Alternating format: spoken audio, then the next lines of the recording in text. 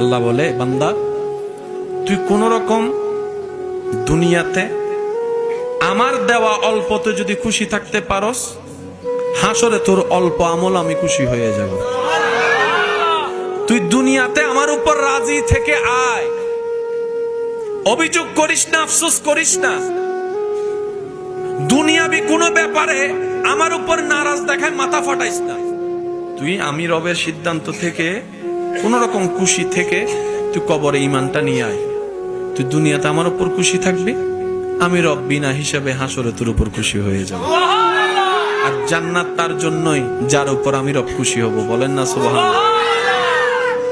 হাদিসের মধ্যে এসেছে, অনেক দোয়া কবুল না হওয়ার কারণে যারা ধৈর্য ধারণ করেছে, রবের হিকমত বুঝার চেষ্টা করেছে, অপেক্ষা করেছে, তাদেরকে হাসরে নিয়ে যাওয়ার পরে আল্লাহ তাআলা ওই দোয়া কবুল না হওয়ার কারণে, ধৈর্য ধরার কারণে এমন পুরস্কার দিবেন, ওই ব্যক্তি পুরস্কার পেয়ে শুধু আফসোস করবে, ইস দুনিয়াতে আমার একটা দোয়া কবুল না হতো,